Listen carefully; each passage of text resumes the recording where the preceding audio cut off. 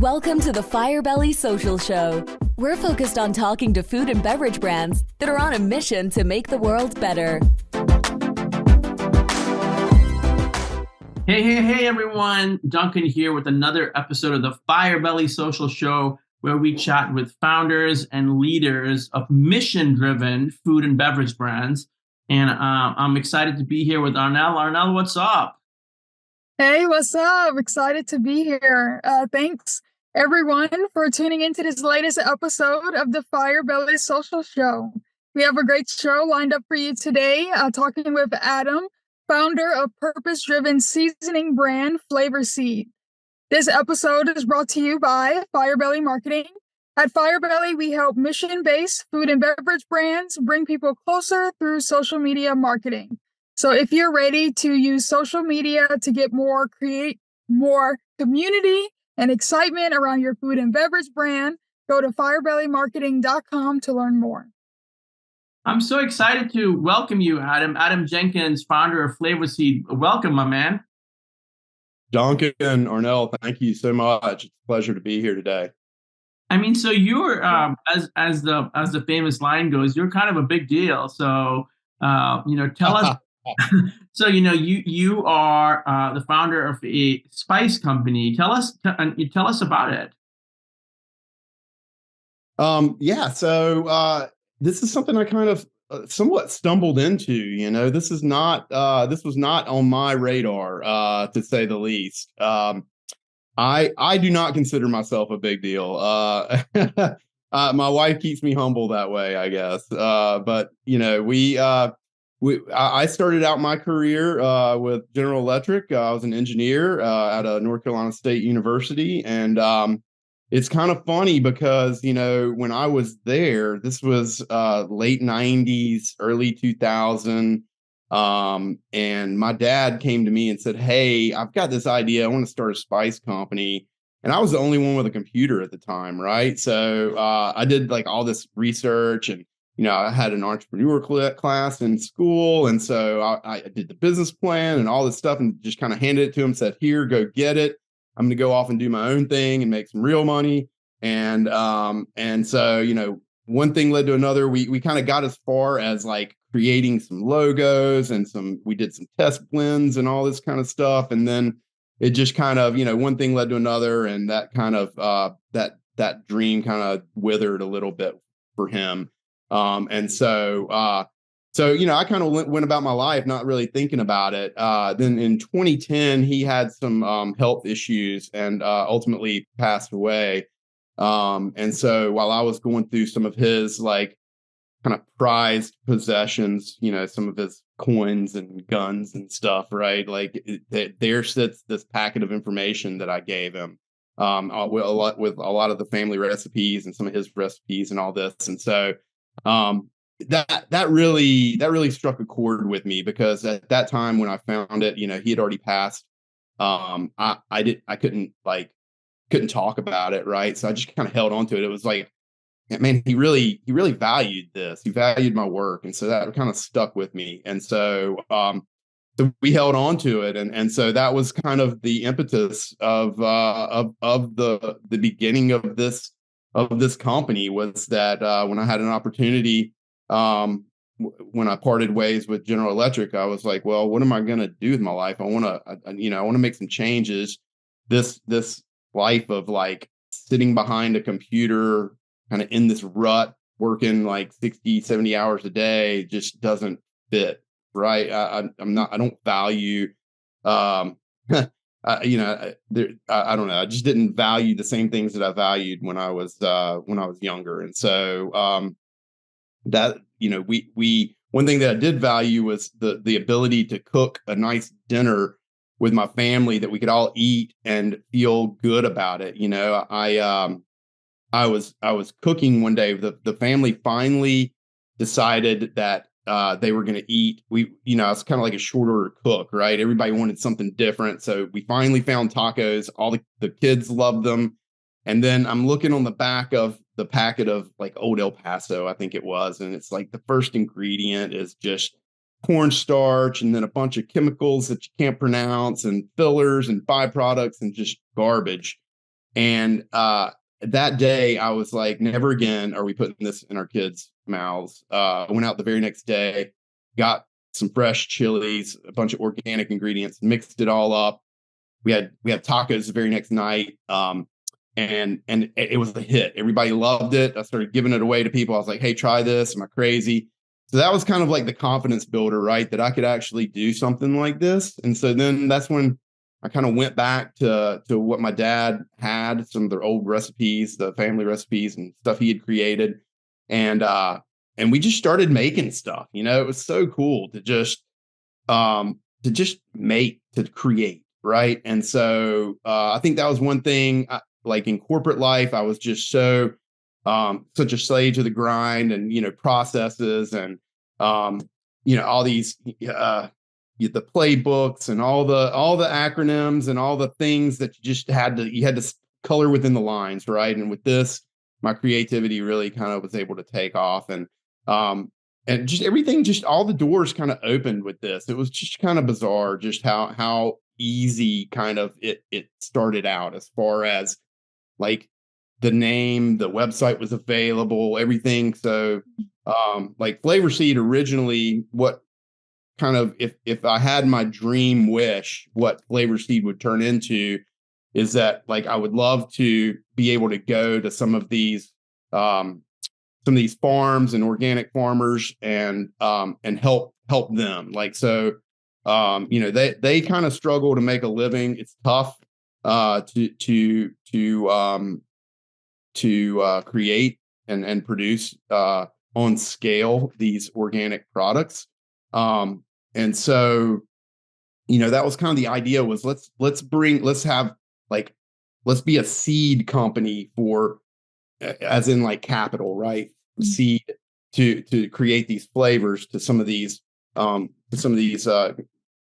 that are in need. And you know, some of our products do come from overseas. We do create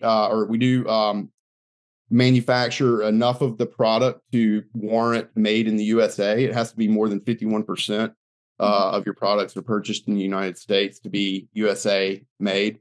And we are that is important to us. But at the same time, there are certain herbs and spices that are just because of the climate, they're grown in other countries. So just thought I would throw that out there. But yeah, so that was kind of the original, like, as we grow, I would love to be able to kind of help these other folks as well. And so I'm sorry, Duncan, Arnell, I just threw a ton of information at you. Listeners, I go in all different directions. That's what makes me, I think, a great entrepreneur, is that, like, my mind goes in all kinds of places all at once. And so I kind of took you guys on like the whirlwind tour of what's going through my brain right now. And I'm sorry, I didn't go A to Z right there. I kind of skipped around. So I think you did it. We think you did a great job. I mean, you know, I think you've covered so much there with the origin story.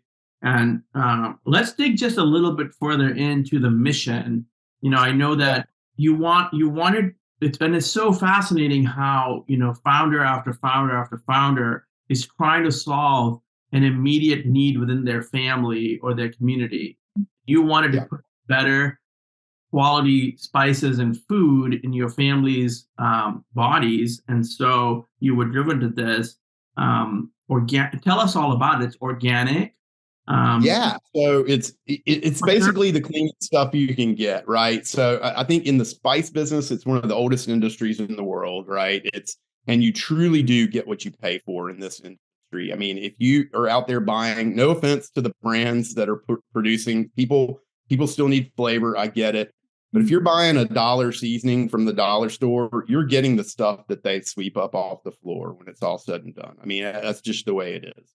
And so, so you really do get what you pay for. But, you know, our mission is to help families and individuals eat a non-processed food diet quickly, easily, deliciously, hopefully organically. But, you know, that's not necessarily a prerequisite. We are believers. When we can afford it, we buy organic. I think it tastes better. I think it's better for you. I think that there's a ton of chemicals, pesticides, fertilizers, etc., that are put into our food supply from an industrial farming standpoint that I would rather avoid.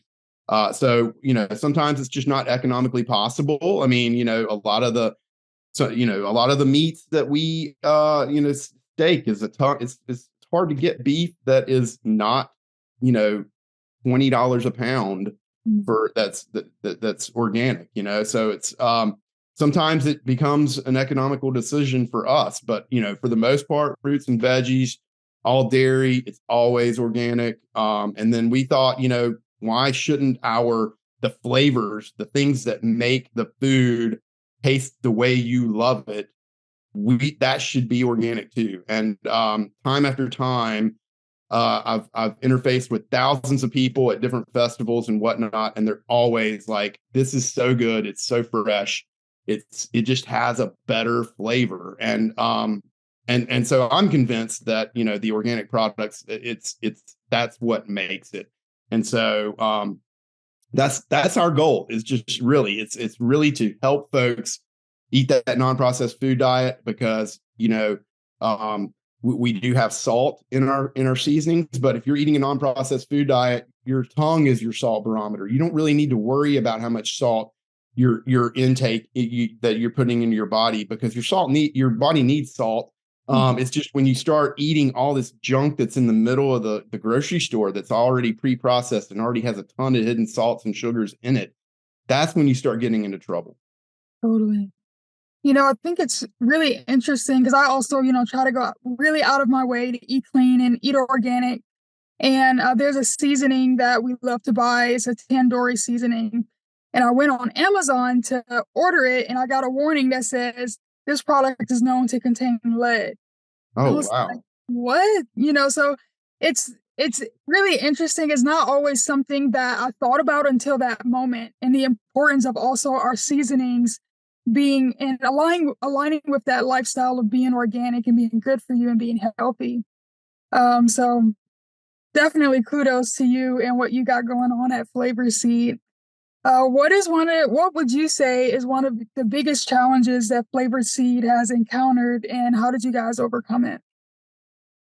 Well, we have many challenges. If you've ever started a business, it is tough. I think for us right now, probably the biggest, aside from just getting the word out, it's crazy. Like, I still bump into people, 2 streets down that don't even know what I do, which is, it's part my fault. But then at the same time, it blows my mind. I'm like, how do you not know about this? And so there's just millions of people that don't know about Flavor Seed. And so I think, part of our troubles, our hurdles are just getting the word out to people. But I think more pressing and part of getting that word out is really just capital. I think it's, we are a bootstrapped business. I started this out. I funded it all, and so it's kind of weird, like with being an owner, being an entrepreneur.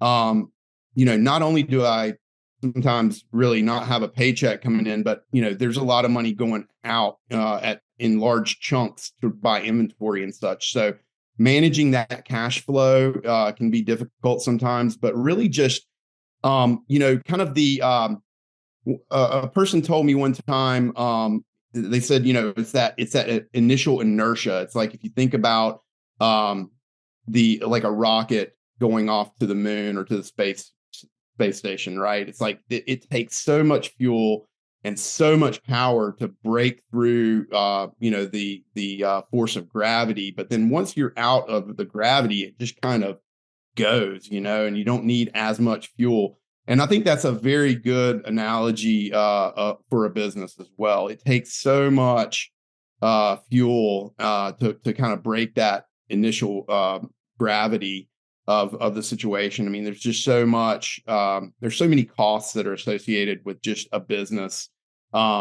just to have a business. I feel like, you need to you need to be making like $250,000 in revenue, really, just to pay the basic, costs of doing business. And so, when you really start breaking that down and thinking about that, if you're considering becoming a business owner, I would really highly recommend, like, look at that situation, like make sure you have a pathway to get to that, $250, $300, $400, $500,000 revenue, so that you can afford to pay the bills. And that's just the fact of that's just economics of what it costs to do business. Now, there are some, there's some things that are different. If you're a blogger or something, you've got your time and you've got your computer. There's definitely some, but if you want a product-based business, right, you're going to have to, it's going to be expensive.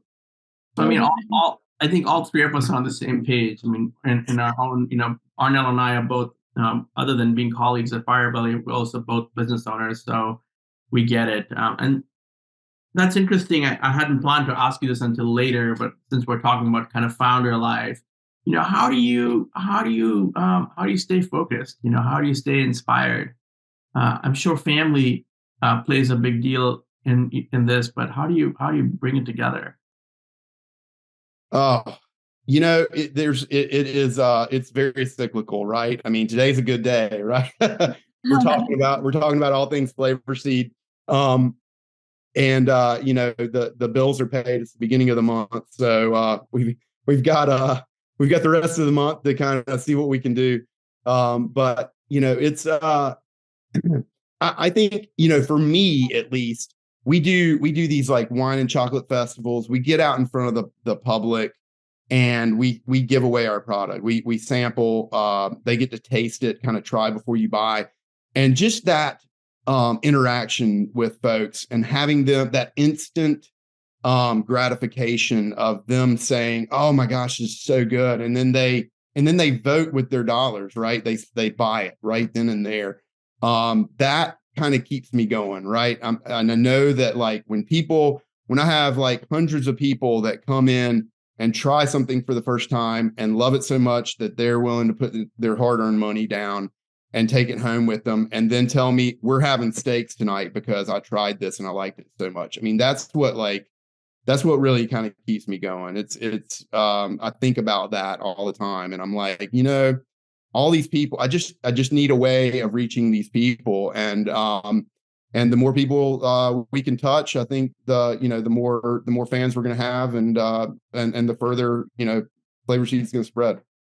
Well, Arnell, we talked to so many founders. I think we're at 100 episodes or something like that. Mm-hmm.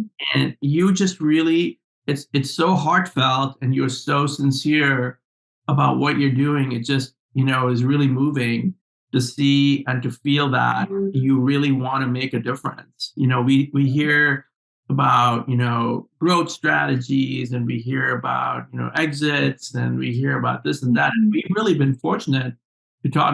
I think of Arshad Bal from Amrita Foods. I think of so many people come to mind.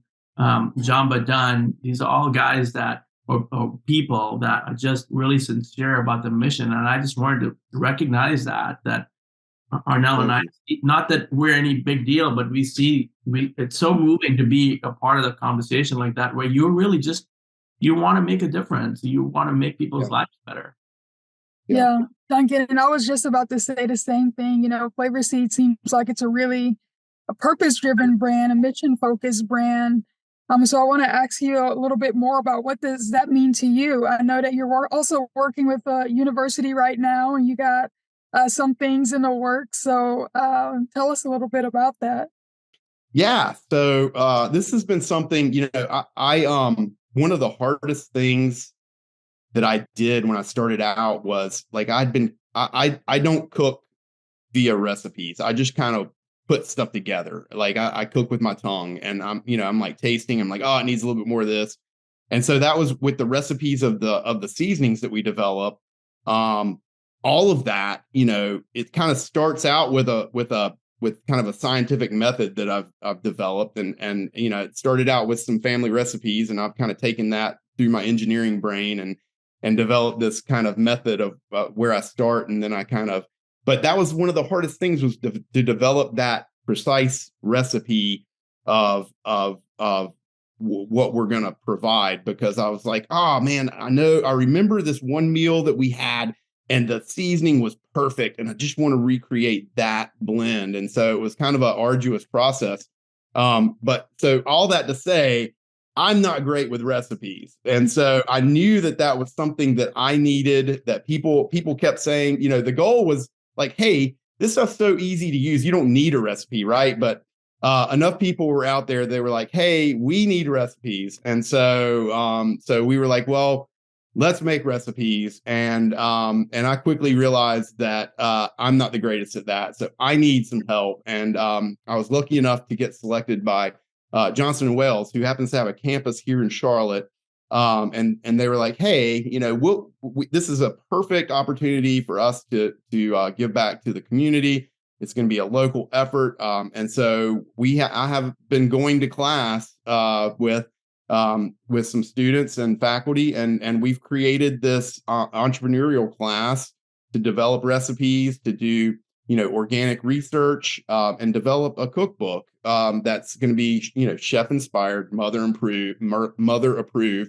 But just to give you guys a preview, and it this kind of tees into our previous conversation topic, but it's going to be called Welcome to Our Table. I think that's the working title right now, because the family meal is just so important to us. And I think like life happens around the dinner table. I think that's part of the reason why I'm so passionate about this. Is not only, I mean, you look at me, I like to eat, but at the same time, I grew up with TV dinners, and it blows my mind that there was a whole segment of food that was designed to heat up in minutes and enjoy around the TV, right? Like that was kind of the family dynamic that I kind of grew up in. And so my wife was exactly the opposite. They always sat down for a family dinner, and I was like, I want that experience with my family, because for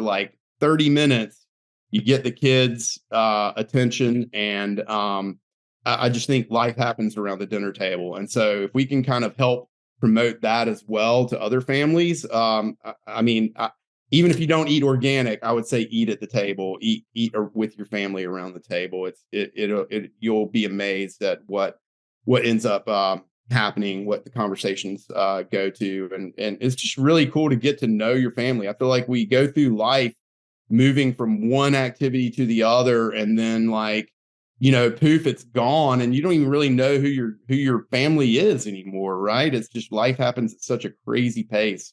And so that we try and be very what's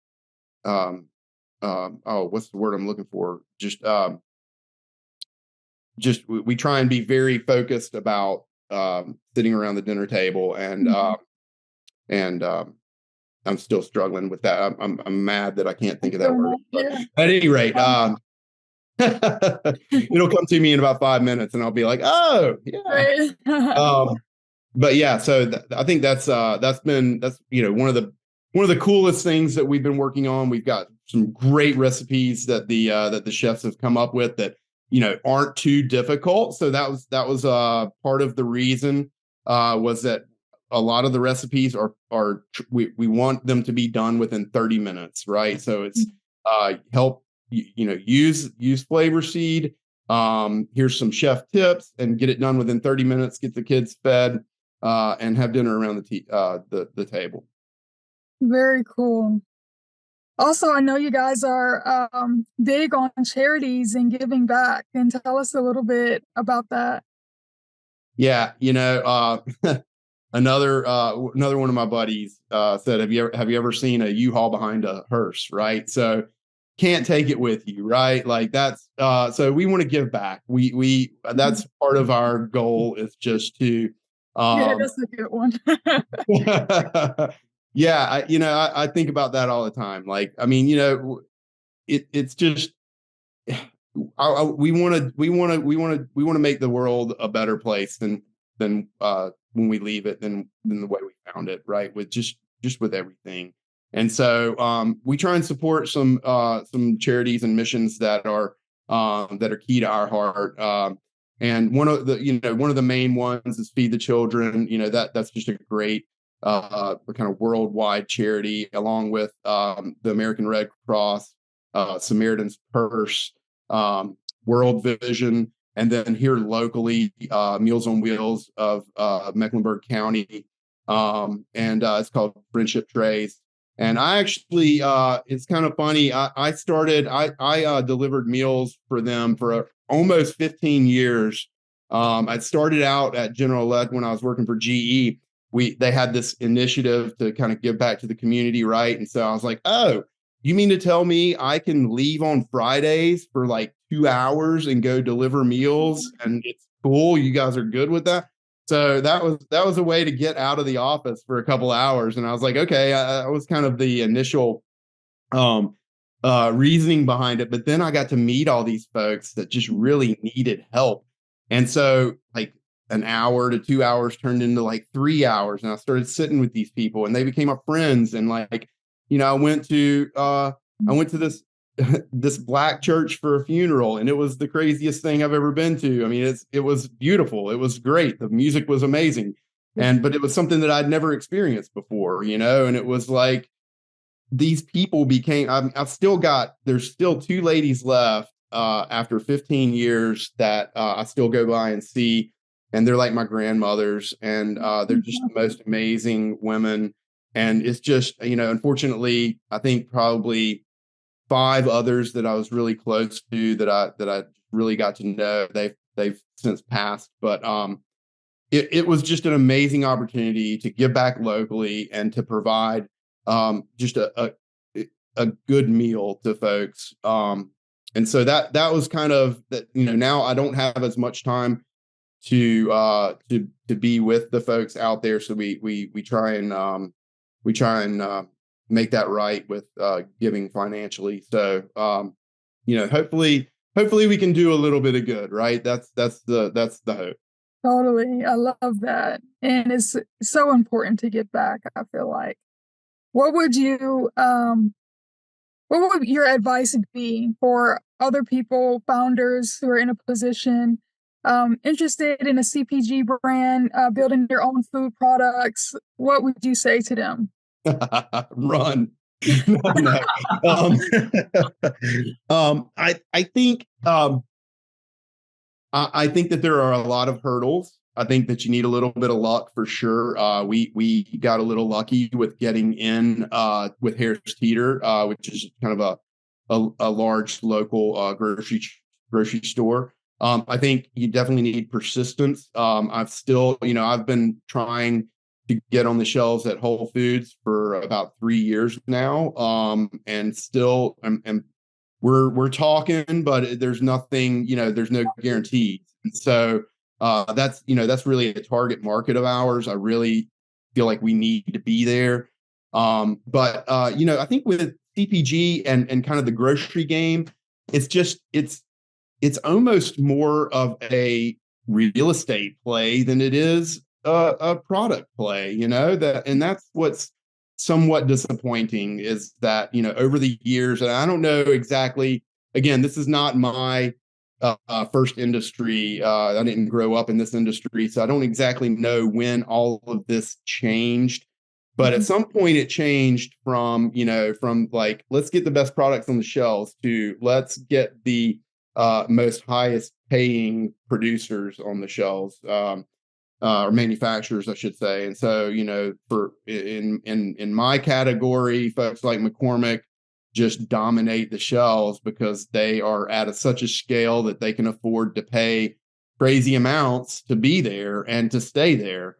And so I think that if you're looking to go CPG into grocery stores, I think that's the kind of the biggest eye-opening thing for me, was that it's a pay-to-play kind of market. And so, have a really good product and be willing to have some a bankroll behind it.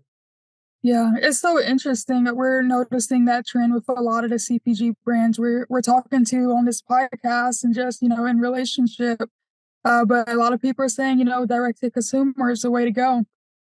So that's definitely a focus of ours. I mean, I think that that's something that we value. I think that I try and anytime people come directly to us, we put a handwritten note card in there. We put like a little sample packet. We put a 10% off coupon for your next order. So we really try and go above and beyond. I've had some customers like on, we've implemented this rewards program to make it more formalized. But before we had the rewards program, anytime I saw somebody that came back for like their fourth or fifth order, man, I would throw them a t-shirt in there because they're like a super fan at that point, right? Like, we try and make sure that folks are happy. If we do mess up, we honor it. I really, that truly is a huge aspect of where we want to take the business, because it is, once you've got your fan base, and they know that they can trust your website, they keep coming back for more. Totally. It reminds me of the guy we just interviewed, Lance, who's one of the two founders of Millie's Sipping Broth, who sends a handwritten note with a lot of the products they send out. So now let's talk real quick about North Carolina. What let me do my best Indian effort at this. It's like, what y'all got going on down there? It's a lot of food and beverage. There's a lot of food and beverage happening there. Everything from Summit Coffee to all the different breweries and the chocolate companies. There's just a lot going on. Yes. I'm not exactly sure why the boom. I do think that Johnson & Wales has probably had some part in it. They're drawing a lot of folks from the local community right here in Charlotte to the food and beverage game. And so, just the outcropping of that is just going to create, they're going to have chefs that graduate that want to stay locally because, the weather's awesome. I mean, I don't know how much time we have. Like, I'm born and bred in North Carolina. And so you're going to see some more passion coming out here in just a minute. I went to North Carolina State. My wife went to Carolina, UNC Chapel Hill. I have a master's degree from Wake Forest. We are North Carolina, and my roots run deep. My great grandparents were out on the farm, and so we just we love it here. And I think part and parcel, like you asked why North Carolina, the food scene. I mean, we do produce a lot of fruits and vegetables, along with what used to be, we used to produce a lot of cotton and such, but I think the soybean farming has really kind of blown up. Obviously tobacco used to be a huge thing. That's not so much anymore, but I think we produce a lot of local fruits and vegetables, and I think that inspires folks to eat in season and eat locally.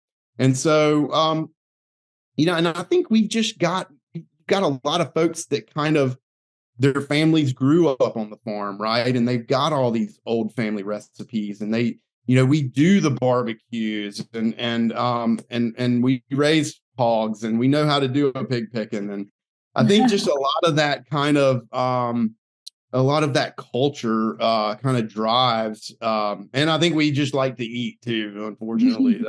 that hopefully we'll start eating a little healthier now that, I think what got us is that everybody, we grew up eating all this, bacon and eggs and grits and all these huge fatty kind of, farm meals. And then but they stopped farming, they stopped working from sun up to sundown. And when you eat like that, and then you sit behind a computer, what, you know what's going to happen. Right. So, yeah, I think, that's part of the thing, but,